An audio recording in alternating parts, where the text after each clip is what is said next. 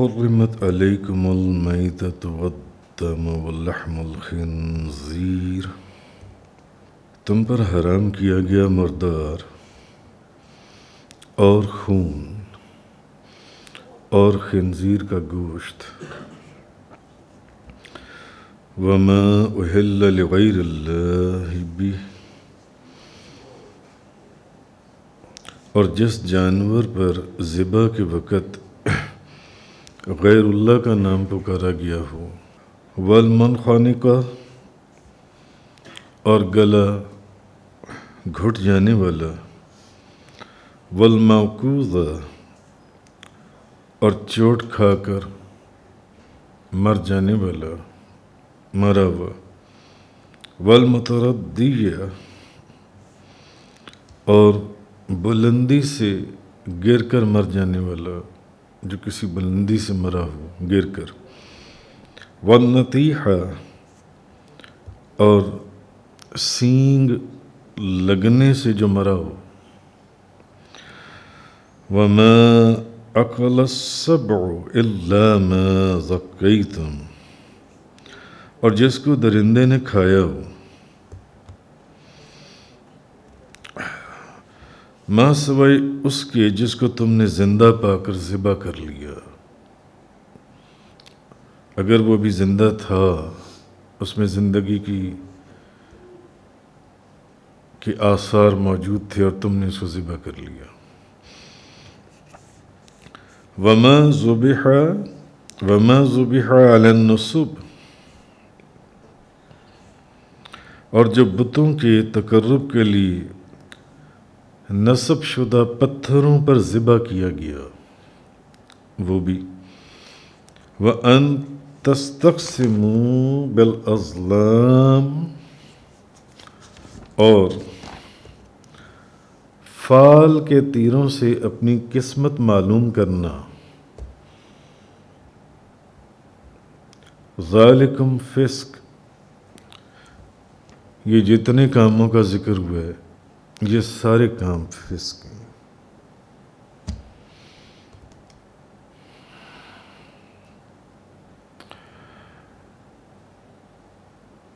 ابھی آیہ مبارکہ آگے چل رہی ہے، آج چونکہ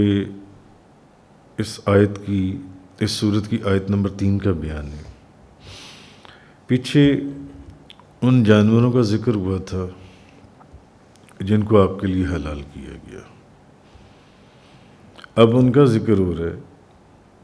جن کو حرام کر دیا گیا۔ تو اس میں اللہ پاک نے فرمایا حرمت علیکم المیتۃ والدم ولحم الخنزیر، حرام کیا گیا تم پر مردار، دوسرا خون، تیسرا خنزیر کا گوشت، وما اہل لغیر اللہ بہ، اور جس جانور پر ذبح کے وقت اللہ کے نام کے سوا کسی اور کا نام پکارا گیا ہو، غیر اللہ کا نام پکارا گیا، والمنخنقہ، اور گلا گھٹ جانے والا، والموقوذہ، اور چوٹ کھا کر مرنے والا، والمتردیہ، اور بلندی سے گر کر مرنے والا، والنطیحہ، اور سینگ لگنے سے مرا ہوا، وما اکل السبع الا ما ذکیتم، اور جس کو درندے نے کھا لیا ہو مگر وہ جس کو تم نے زندہ پا لیا اس کو تم نے ذبح کر لیا۔ آگے فرمایا وما ذبح علی النصب، اور جو بتوں کے تقرب کے لیے نصب شدہ پتھروں کے اوپر ذبح کیا گیا، مخصوص پتھروں کے اوپر، وَأَن تَسْتَقْسِمُوا بِالْأَزْلَامِ، اور فال کے تیروں سے اپنی قسمت معلوم کرنا، یہ تمام کام فسق ہیں۔ اب مردار سے مراد مردار کو حرام کیا گیا جو جانور طبعی موت مر جائے، نہ اس کو ذبح کیا گیا ہو نہ شکار کیا گیا ہو، اس کو مردار کہتے ہیں۔ اور اصطلاح شرع میں جو جانور بغیر ذبح کے مر جائے، بغیر جس کو ذبح نہیں کیا اور وہ مر جائے، وہ مردار ہے اور اس کو شریعت نے حرام کر دیا۔ اس کے بعد خون کو حرام کیا گیا، اور اس سے مراد ہے بہنے والا خون، جو خون بہتا ہے۔ اب بہنے والے خون کے حرام ہونے کی وجہ یہ ہے کہ خون نجس ہے، اور اس میں جراثیم اور زہریلے ایسے اجزاء ہوتی ہیں کہ جس کو ہضم کرنا بھی مشکل ہوتا ہے، اور تمام جو بھی بیماریاں ہوتی ہیں وجود کے اندر، ان کے اجزاء اور جراثیم خون ہی کے اندر ہوتی ہیں، اس لیے خون کو بھی حرام کر دیا گیا مردار کے ساتھ ساتھ۔ اس کے بعد خنزیر کا گوشت، وہ بھی حرام کیا گیا۔ امام بخاری روایت کرتی ہیں کہ حضرت جابر بن عبداللہ رضی اللہ تعالیٰ عنہما بیان کرتی ہیں کہ رسول اللہ صلی اللہ علیہ وسلم نے فتح مکہ کے سال مکہ میں فرمایا کہ اللہ اور اس کے رسول نے خمر، شراب، مردار اور خنزیر اور بتوں کی بیع کو حرام فرما دیا۔ تو معلوم ہوا کہ جو طبعی موت مر گیا ہو مردار، وہ بھی حرام، خون بھی حرام، اور خنزیر کا گوشت بھی حرام۔ آگے فرمایا وما احل لغیر اللہ بہ، اور جس جانور پر ذبح کے وقت غیر اللہ کا نام پکارا گیا ہو، جس جانور کے اوپر ذبح کے وقت غیر اللہ کا نام پکارا گیا ہو۔ اب قرآن پاک میں یہ والی جو آیت ہے نا، یہ تقریباً 4 مرتبہ آئی ہے، اور ہر جگہ حضرت شاہ ولی اللہ محدث دہلوی نے اس کے لفظی ترجمے کے اندر یہی معنی لیے کہ وقت ذبح کی جو قید ہے، ذبح کے وقت، جس وقت ذبح کیا جا رہا ہے، اس قید کو انہوں نے ملحوظ خاطر رکھا ہے 4 جگہوں پر۔ قرآن میں جہاں یہ آیت 4 جگہ پر آئی، 4 جگہوں کے اوپر انہوں نے اس کی قید کو، جن سے وقت ذبح کی قید جو ہے، اس کو ملحوظ رکھا ہے۔ تو امام ابو بکر جصاص وہ فرماتی ہیں کہ سب مسلمان اس بات پر متفق ہیں کہ اس سے مراد وہ ذبیحہ ہے جس پر ذبح کے وقت غیر اللہ کا نام لیا جائے، اور اس کی تفصیل تمام کتابوں میں کم و بیش ملتی ہے، قرطبی شریف، تفسیر مظہری، بیضاوی، روح المعانی، ابن کثیر، تفسیر کبیر وغیرہ کے اندر۔ مگر اس کے باوجود بعض لوگ پھر بھی ان چیزوں کو حرام کہہ دیتے ہیں جن پر کسی ولی یا نبی کا نام لے دیا جائے، جن پر کسی ولی یا نبی کا نام لے دیا جائے۔ مثلا ایک شخص نے ایک گائے رکھی ہوئی تھی نبی کریم صلی اللہ علیہ وسلم کے نام مبارک سے کہ میں اس کو ذبح کروں گا اور اس کا گوشت لوگوں کو کھلاؤں گا، اور نبی کریم صلی اللہ علیہ وسلم کی بارگاہ میں اس کا ثواب پیش کروں گا۔ ایک بندے نے ایک بکرا رکھا ہوا تھا حضور غوث اعظم شیخ عبد القادر جیلانی کے نام کا، کہ یہ ان کے نام کا بکرا ہے، تو میں جب اس کو ذبح کروں گا تو اس کا گوشت لوگوں میں کھلاؤں گا، فقراء میں تقسیم کروں گا، اور اس کا ثواب حضور پیرانی پیر شیخ عبد القادر جیلانی رضی اللہ تعالیٰ عنہ کی بارگاہ میں پیش کروں گا۔ مگر بعض لوگ ان چیزوں کو بھی حرام کہہ دیتے ہیں جن پر کسی ولی یا نبی کا نام لے دیا جائے۔ یہ ان کی عقل کا قصور ہے کہ وہ ایسا کہہ دیتے ہیں۔ بھلے ذبح کے وقت، جس وقت ذبح کیا گیا اس جانور کو، اس جانور کو بھلے اللہ ہی کے نام سے ذبح کیا جائے۔ وہ اس بات کو بھی نہیں سمجھتے، بھئی اس جانور کو جو ذبح کیا جا رہا ہے وہ تو اللہ کے نام سے ذبح کیا جا رہا ہے، وہاں کسی غیر اللہ کا تو نام لیا ہی نہیں جا رہا۔ اور وہ کہتی ہیں کہ اس طرح مشرکین کے مشرکانہ عمل سے جون سے وہ تشبیہ ہوتی ہے، کیونکہ وہ بھی اپنے بتوں کے نام لے دیا کرتے تھے۔ لیکن اگر آپ احادیث کو پڑھیں تو کفار جب کافر یا مشرکین جب ایسے جانوروں کو ذبح کرتے تھے تو وہ اپنے بتوں کا نام لے کر ان کے گلے پر چھری پھیرتے تھے۔ بسم اللہ بسم اللات والعزا، لات اور عزا کے نام سے ہم ذبح کرتے ہیں۔ تو مسلمان جو ہیں وہ ذبح کرتے وقت کس کا نام لیتے ہیں؟ اللہ تعالیٰ کا نام لیتے ہیں، اللہ کے سوا کسی اور کا نام لینا گوارا ہی نہیں کرتے۔ بھئی وہ بکرا حضور غوث اعظم شیخ عبد القادر جیلانی کے نام کا ہے، وہ گائے تاجدار دو جہاں شخص سوار لا مکان نبی کریم صلی اللہ علیہ وسلم کے نام سے، ان کی نیت سے اس نے رکھی ہوئی ہے اس شخص نے کہ جب میں اس کو ذبح کروں گا اور فقراء کو اس کا گوشت کھلاؤں گا، مہمانوں کو کھلاؤں گا، تو اس کا ثواب جو ہے میں ان کی بارگاہ میں پیش کروں گا۔ تو اس میں مشرکانہ عمل کہاں سے اس کی تشبیہ آ گئی؟ کیونکہ مشرک جو انسی ہیں وہ جب جانوروں کو ذبح کرتے تھے، ان کے اور ہمارے ذبح مسلمانوں کے ذبح کرنے کے اندر زمین آسمان کا فرق ہے۔ وہ ان بتوں کے نام لیتے تھے کہ وہ اللہ کے نام سے ذبح نہیں کرتے تھے، وہ ان بتوں کے نام سے ذبح کرتے تھے۔ اور مسلمان تو کوئی تصور بھی نہیں کرتا کہ اللہ کے سوا کسی اور کا نام لے کر، کیا جب آپ گائے ذبح کرتے ہیں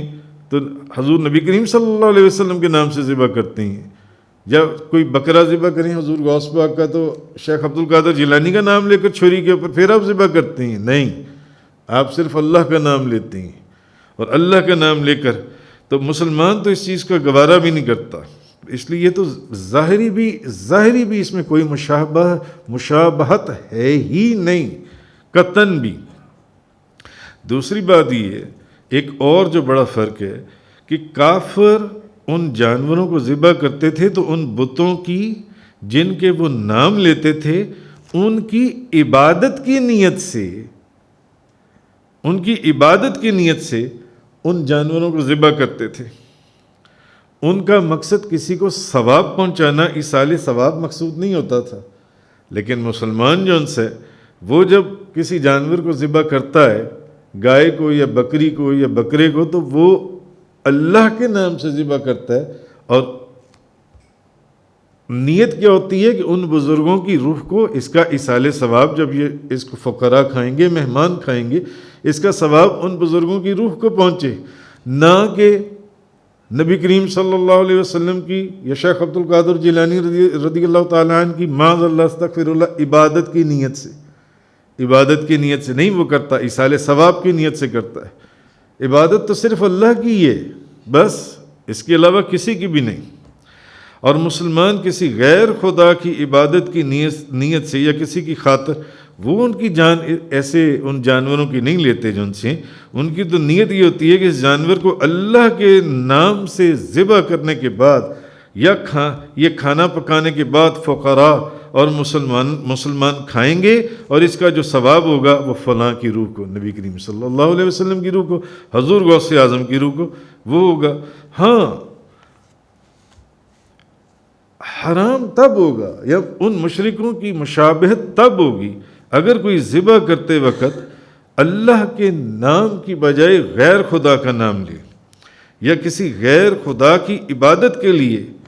کسی اور کی عبادت کے لیے اس جانور کی جان جو ہے وہ تلف کرے، تو اس چیز کے حرام ہونے اور ایسا کرنے والے کے مشرک اور مرتد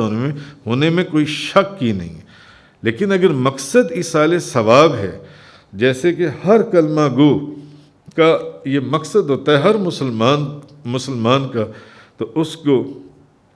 غلط قسم کی الٹیریئر موٹیوز کے ساتھ تاویلات سے حرام کہنا اور مسلمانوں کے شرک کے فتوے دینا، یہ کسی کو بھی زیب نہیں دیتا. تو یہ چیز سمجھنی چاہیے. تو آگے اللہ پاک نے یہ فرمایا کہ تم پر حرام کیا گیا مردار اور خون اور خنزیر کا گوشت اور جس جانور پر ذبح کے وقت غیر اللہ کا نام پکارا گیا ہو، والمنخنقہ گلا گھٹ جانے والا، والموقوذہ اور چوٹ کھا کر مرنے والا، والمتردیہ اور بلندی سے گر کر مرا ہوا، والنطیحہ اور سینگ لگنے سے مرا ہوا، وما اکل السبع الا ما ذکیتم اور جس کو درندے نے کھایا ہو ما سوائے اس کے کہ جس کو تم نے زندہ پا کر ذبح کر لیا، وما ذبح علی النصب وان تستقسموا بالازلام اور بتوں کے تقرب کے لیے نصب شدہ پتھروں پر ذبح کیا گیا اور فال کے تیروں سے اپنی قسمت معلوم کرنا، یہ ساری چیزیں حرام ہیں، یہ ساری چیزیں فسق ہیں. اچھا، گلا گھٹنے سے مر جانے والا، کسی نے قصداً اس کا گلا گھونٹ دیا یا کسی حادثے سے اچانک اس کا گلا گھٹ گیا تو وہ بھی حرام ہے. اگر کوئی غیر دھار والی بھاری چیز سے کسی جانور یا پر ضرب یا چوٹ لگائی جائے جس کی دھار نہ ہو، باریک بھاری چیز ہو جس کی دھار نہ ہو، موٹی چیز ہو، خواہ وہ دور سے پتھر مارا جائے یا ڈنڈا مار دیا جائے اور اس کی وجہ سے وہ جانور مر جائے، وہ بھی شرعاً مسبوح نہیں ہے، وہ بھی ذبح نہیں ہے، وہ بھی حرام ہے. یہ جانور بھی مردار کے حکم میں ہیں. اور جاہلیت کے زمانہ جاہلیت میں ایسے جانور کو جو ڈنڈا یا پتھر لگنے سے جس کو مار دیا جاتا تھا، جس کا خون نہیں بہتا تھا، اس کو کھایا جاتا تھا جو ان سے. اچھا، پھر جو جانور کسی پہاڑ سے یا کسی بلند جگہ سے چھت سے گر جائے یا کنویں میں گر جائے یا کسی چھت سے گر جائے یا اونچی جگہ سے گر جائے، اس کی موت واقع ہو جائے، اس کا کھانا بھی جائز نہیں ہے. اچھا، جس جانور کو کسی دوسرے جانور نے سینگ مارا ہو اور وہ اس کے سینگ مارنے سے مر گیا، خواہ اس کے سینگ مارنے سے وہ زخمی ہوا ہو اور اس کا خون بھی بہا ہو،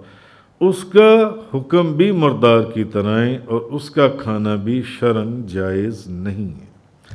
کسی درندے مثلا کوئی شیر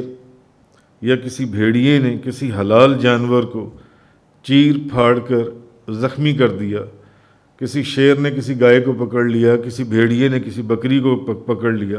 اور اس کے کچھ حصے کو کھا لیا، تو اس کا کھانا بھی بالاجماع جائز نہیں ہے، وہ بھی جائز نہیں ہے، وہ بھی حلال نہیں ہے، خواہ اس کے جسم یا اس کے ذبح کی جگہ سے خون بہہ رہا ہو. تو اب اس کو بھی زمانہ جاہلیت میں عرب کے جن سے لوگ ہیں جس کو درندہ پھاڑ دیتا تھا، اس جانور کا جو بقیہ حصہ تھا وہ کھایا کرتے تھے بیٹھ کر. تو آگے فرمایا کہ الا ما ذکیتم، کہ مردار، خون، خنزیر اور وہ جانور جس کے اوپر کسی غیر اللہ کو پکارا جائے، تو اب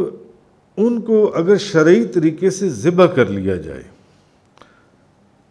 یعنی یہ جتنے جانوروں کا ذکر ہوا، جس کو چوٹ لگی، جس کو سینگ مارا گیا، جس کو ڈنڈا مارا گیا، جو اوپر سے گر گیا، جس کو کسی جانور نے تھوڑا سا کھا لیا، اگر وہ زندہ ہوں اور انہیں ذبح کر لیا جائے، ان کے آخری سانس چل رہی ہوں، اس سے پہلے ان کو ذبح کر لیا جائے، تو پھر ان کا کھانا حلال ہے، پھر ان کا کھانا حلال ہے. حضرت ابن عباس رضی اللہ تعالی عنہما نے فرمایا، جس جانور کے ذبح کا موقع تمہیں مل جائے، بھلے اس کی دم ہل رہی ہو، اتنی اس میں جان ہے کہ صرف اس کی دم ہل رہی ہے، یا اس کی آنکھ میں ابھی اتنی طاقت ہے کہ اس کی آنکھ دیکھ رہی ہے، تو اس کو اللہ کا نام لے کر ذبح کر لو، وہ حلال ہے، وہ حلال ہے. یہ چیز فرمائے. آگے فرمایا جو بتوں کے بتوں کا قرب حاصل کرنے کے لیے نصب شدہ پتھروں پر جو جانور ذبح کیا گیا ہو۔ تو اب قرآن مجید میں جو نصب کا لفظ ہے، یعنی جو جانور نصب پر ذبح کیا گیا ہو وہ بھی حرام ہے، وہ بھلے وہ ذبح ہی کیا گیا ہو وہ بھی حرام ہے۔ کعبہ شریف کے گرد 360 پتھر نصب کیے گئے تھے، اور زمانے جاہلیت میں عرب اپنے بتوں کا تقرب حاصل کرنے کے لیے، بتوں کا قرب حاصل کرنے کے لیے ان پتھروں کے پاس جانور ذبح کرتے تھے، اور اللہ کے گھر کے سامنے جو خون بہتا تھا اس کو ان پتھروں کے اوپر چھڑکتے تھے، اور اس قربانی کو وہ عبادت قرار دیتے تھے، اور اس گوشت کے ٹکڑے ان پتھروں پر رکھ دیتے تھے۔ اس کو نصب اور انصاب کہا جاتا تھا، اس کو جن سے تو نصب اس پتھر کو کہتی ہیں جس کو کسی شے پر نصب کیا جاتا ہے۔ نصب بتوں کو نہیں کہتے، نصب غیر منقوش پتھر ہوتے ہیں، اور جو بت ہیں، نصب اور بت کے اندر فرق کیا ہے کہ نصب وہ پتھر ہیں جن کے اوپر کوئی نقش و نگار نہیں ہے، غیر منقوش، اور بت جو ہیں یہ منقوش پتھر ہوتے ہیں۔ تو اللہ تعالیٰ نے مومنوں کو اس فعل سے منع فرما دیا، اور جو جانور پتھروں پر ذبح کیے جاتے ہیں ان کا کھانا ان پر حرام کر دیا، بھلے ان جانوروں پر ذبح کے وقت اللہ کا نام ہی لیا جائے تب بھی وہ حرام ہے، تاکہ اس شرک سے یا اس شرک کی مشابہت سے اجتناب ہو سکے جس کو اللہ اور اس کے رسول نے حرام کر دیا۔ اچھا، اس کے بعد فرمایا فال کے تیروں سے اپنی قسمت معلوم کرنا۔ اب یہ فال کے تیروں سے اپنی قسمت معلوم کرنا، اور یہ جو پیچھے جتنی چیزوں کا ذکر ہوا، فرمایا یہ تمام کام فسق ہیں، یہ سارے کام حرام ہیں، جتنے کام جنسی ہیں۔ اب وہ جو تیر تھے، یہ ایک لکڑی کا ایک تیر کی شکل کا لکڑی کا ایک ٹکڑا ہوتا ہے جس کی نوک پر لوہے کا پھل نہیں ہوتا، جو شکار کو زخمی کرتا ہے۔ تو زمانے جاہلیت میں مشرک لوگ یا کافر لوگ کیا کرتے تھے، ان تیروں سے اپنی قسمت کا حال معلوم کرتے تھے کہ آگے میری قسمت کیسی ہے، آگے میرے ساتھ کیا ہونے والا ہے، مجھے آج سفر کرنا چاہیے یا نہیں کرنا چاہیے، یہ کاروبار کرنا چاہیے یا نہیں کرنا چاہیے، اس مہم پر نکلنا چاہیے یا نہیں نکلنا چاہیے۔ تو امام ابن جریر طبری اپنی سند کے ساتھ روایت کرتی ہیں کہ یہ تیر کاہنوں کے پاس ہوتے تھے، جن میں سے کسی پر لکھا ہوتا کہ مجھے حکم دیا ہے، اور کسی پر لکھا ہوتا تھا مجھے منع کیا گیا ہے۔ کسی تیر پر ہوتا تھا کہ حکم ہے، ٹھیک ہے کرو، اور کسی تیر پر لکھا ہوتا کہ نہ کرو، اور کوئی تیر بالکل خالی ہوتا تھا۔ تو اس طرح یہ لوگ جنسی ہیں، یہ کاہنوں کے پاس جاتے تھے، یا خود بھی بعض جگہوں پر آیا کہ خود بھی یہ فال نکالتے تھے۔ تو اس طرح کی جو فال ہے اس کو بھی حرام قرار دیا گیا ہے، اس طرح کی فال لینا جنس ہے۔ تو جس کا مفسرین نے آگے لکھا ہے، جیسے بعض اخبارات اور رسائل میں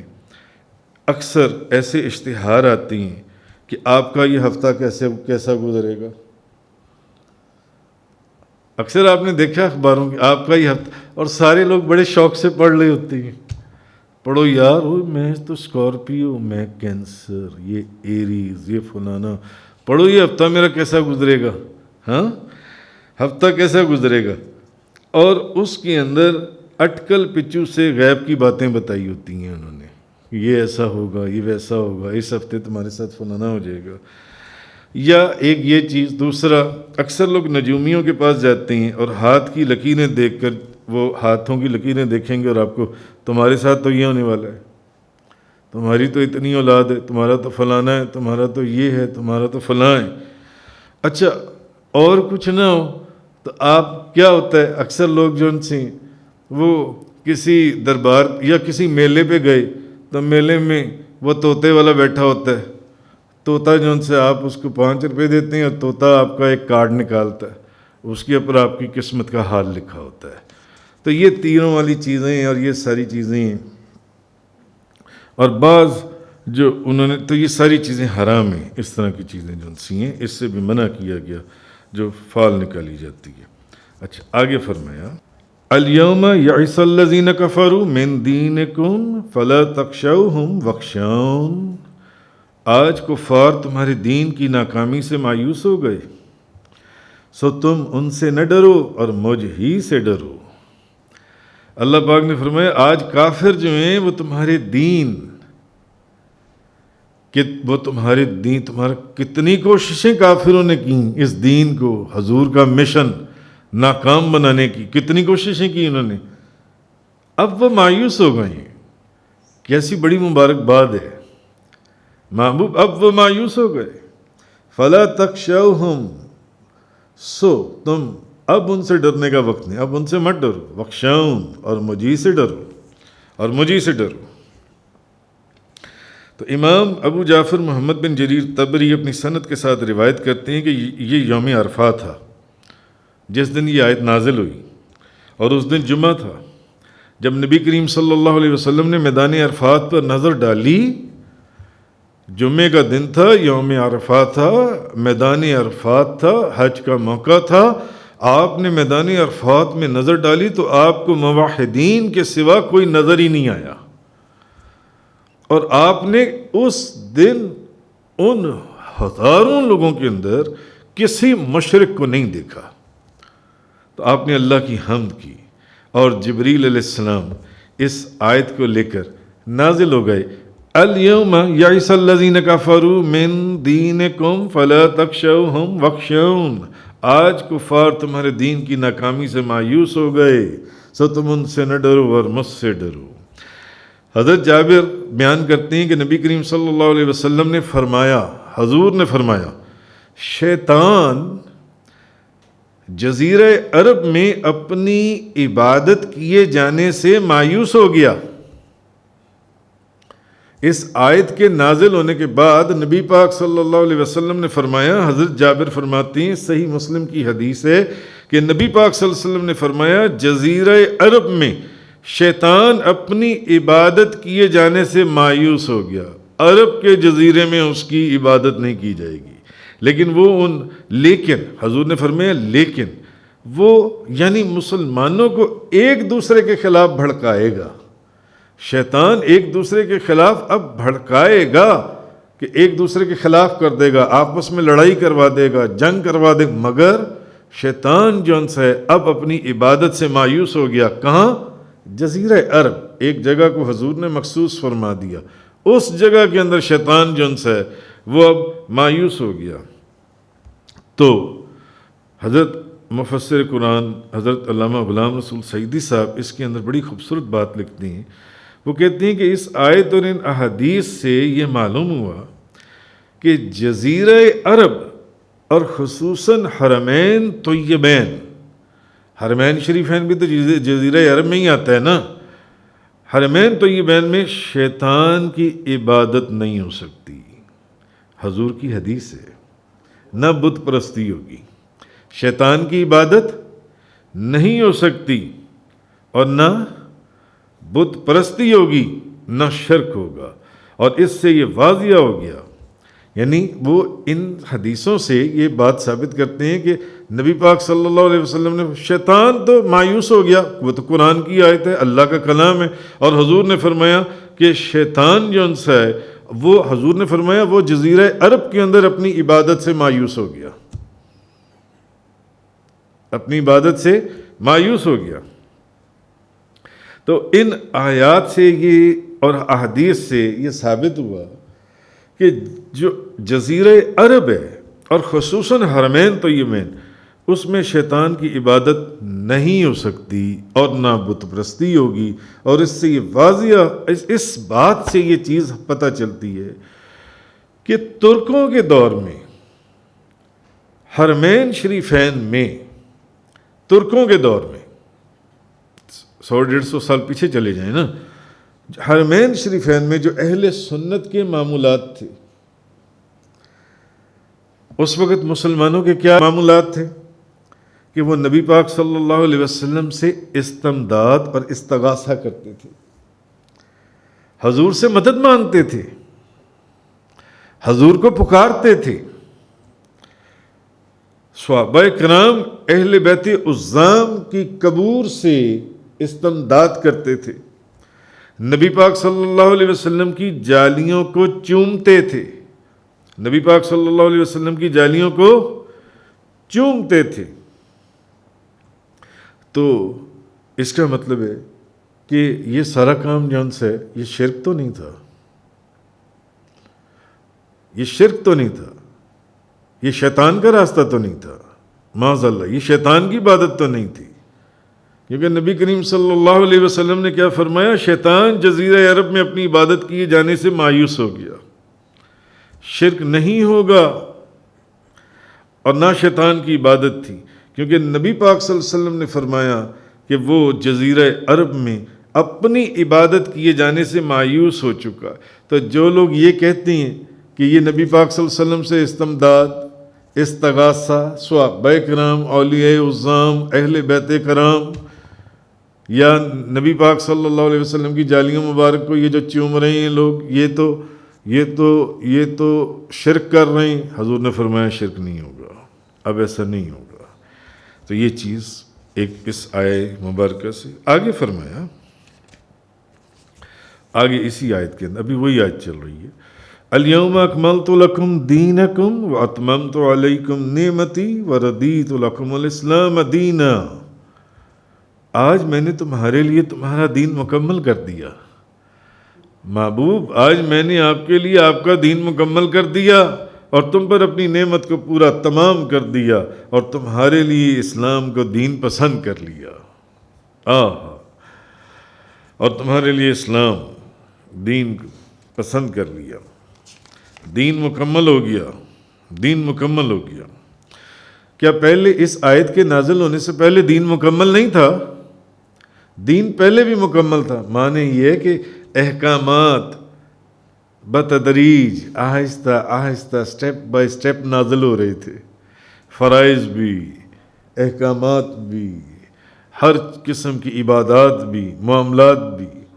تو اب وہ سارے ایک ایک کر کے نازل ہو گئے. تو میں نے آپ کے لیے دین کو مکمل کر دیا. تو حضرت ابو ہریرہ رضی اللہ تعالی عنہ آپ بیان کرتے ہیں، مسلم شریف کی حدیث ہے کہ نبی پاک صلی اللہ علیہ وسلم نے فرمایا مجھے نبیوں پر 6 وجوہات سے فضیلت دی گئی. مجھے ایسا کلام دیا گیا جس میں الفاظ کم ہیں اور معنی زیادہ ہیں. یہ شان اور یہ معجزہ کسی اور نبی کو نہیں دیا گیا. مجھے ایسے الفاظ دیے گئے جس میں الفاظ کم ہیں اور معنوں کے سمندر ہے. سمندر. اچھا، اور روب سے میری مدد کی گئی. روب سے میری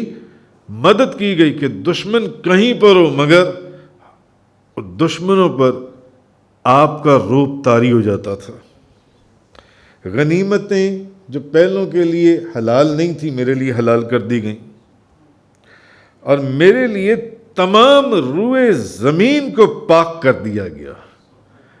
پہلے اگر کسی کو عبادت کرنی ہوتی تھی تو ان کو اپنے چرچ یا کیتھیڈرل وغیرہ میں جانا پڑتا تھا، اپنی عبادت گاہوں کے اندر. مگر میرے لیے، میری امت کے لیے ساری زمین پاک کر دی. جہاں عبادت کا وقت آئے وہیں پر وضو کر کے تیمم کر کے نماز پڑھ لو. اور تمام روئے زمین کو مسجد بنا دیا گیا، اور مجھے تمام مخلوق کی طرف رسول بنا کر بھیجا گیا، اور مجھ پر نبیوں کو ختم کر دیا گیا. یہ وہ 6 چیزیں ہیں جو کسی اور نبی کو حاصل نہیں ہوئی. تو اب امام ابو جعفر محمد بن جریر طبری بیان کرتے ہیں کہ یہ آیت حجۃ الوداع کے سال یوم عرفہ کو جمعے والے دن نازل ہوئی، اور اس کے بعد فرائض سے متعلق کوئی آیت نازل ہوئی نہ حلال اور حرام، نہ حلال اور حرام سے متعلق کوئی آیت نازل ہوئی. یعنی وہ فرماتے ہیں کہ یہ آیت حجۃ الوداع، یوم عرفہ اور جمعے والے دن نازل ہوئی، اور اس آیت کے بعد فرائض سے متعلق کوئی آیت نازل ہوئی، نہ حلال اور نہ حرام، کوئی آیت نازل ہوئی. اور اس آیت کے نازل ہونے کے بعد نبی کریم صلی اللہ علیہ وسلم صرف 21 دن زندہ رہے اور پھر حضور دنیا سے پردہ فرما گئے۔ یہ وہ آیت تھی جس میں اللہ نے حضور کو یہ خوشخبری دی کہ آج کے دن ہم نے آپ کے لیے آپ کا دین مکمل کر دیا اور آپ پر اپنی نعمت کو تمام کر دیا اور آپ کے لیے اسلام کو دین پسند کر لیا۔ اس آیت کے نازل ہونے کے بعد پھر کوئی فرض حلال اور حرام کوئی آیت نازل نہیں ہوئی، اور اس کے بعد 21 دن نبی کریم صلی اللہ علیہ وسلم زندہ رہے اور اس کے بعد آپ سرکار پردہ فرما گئے جن سے۔ تو امام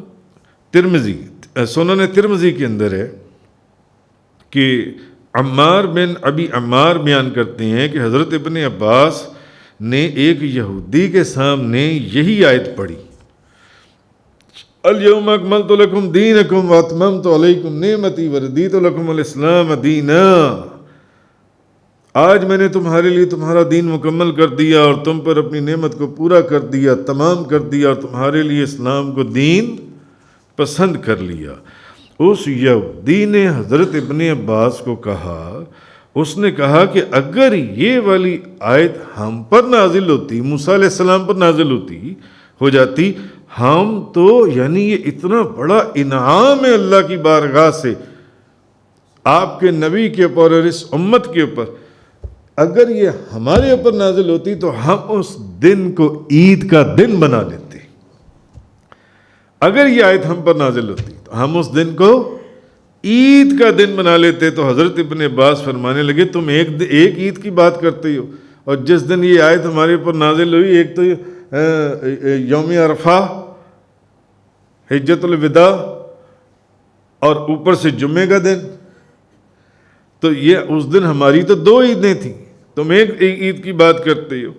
تو اس دن ہماری 2 عیدیں تھیں۔ تو اس حدیث سے معلوم ہوا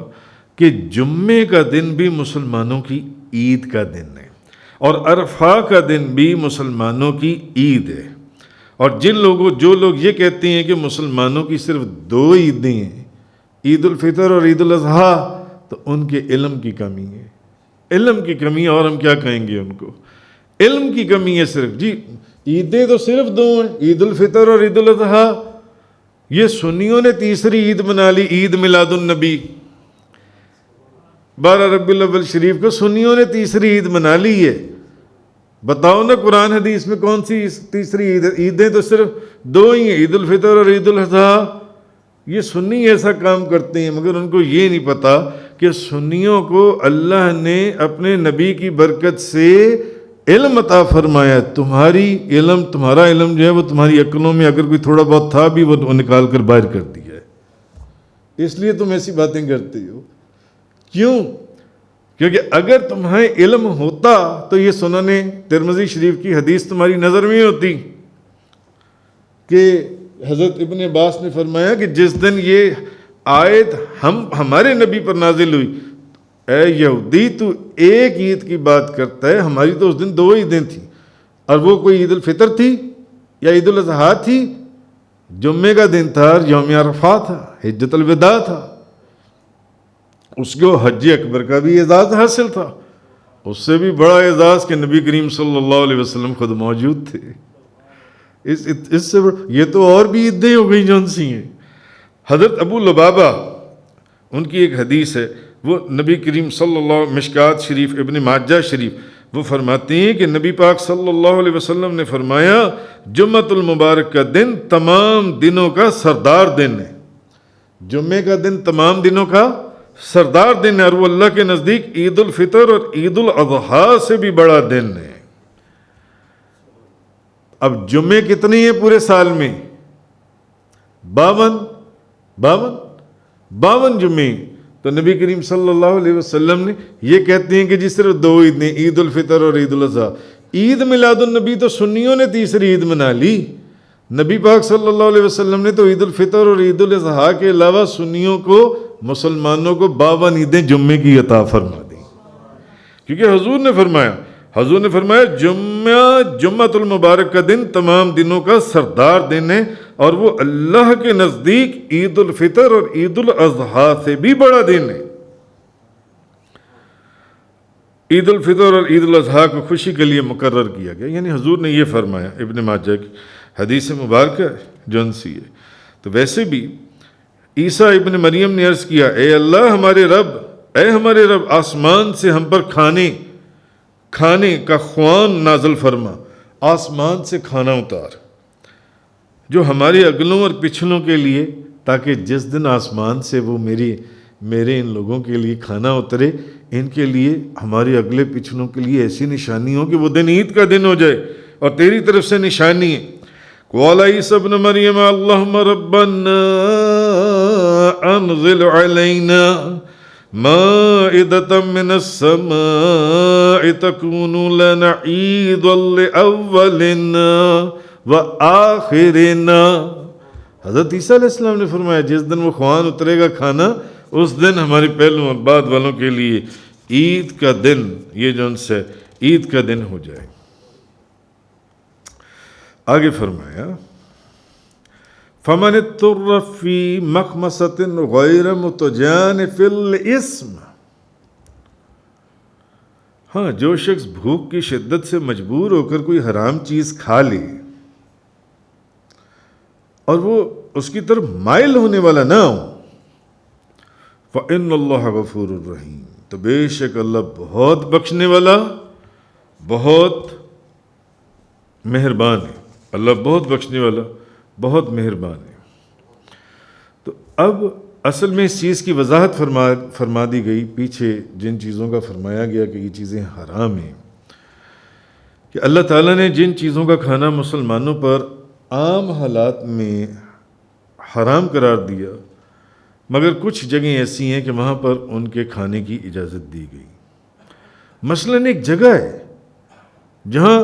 کسی کو کوئی کھانے کی چیز میسر ہی نہیں ہے، اس نے 2 گھنٹے انتظار کیا، 1 دن انتظار کیا، پورا دن انتظار کیا، 2 دن انتظار کیا، تیسرے کوئی مردار چیز اس کے پاس ہے، یا کوئی ایسی جو عام حالات میں چیز حرام ہے، جس کو حرام کیا گیا ہے، اب اس کو اگر اس کا گوشت مل جاتا ہے یا کوئی چیز مل جاتی ہے تو اب وہ اس کے لیے حلال ہے، اس کو کھانے کی اجازت دی گئی ہے، اتنی کھانے کی اجازت دی گئی ہے جس کے کھانے سے وہ مرنے سے بچ جائے، اس کی زندگی بچ جائے، اتنی اس کو،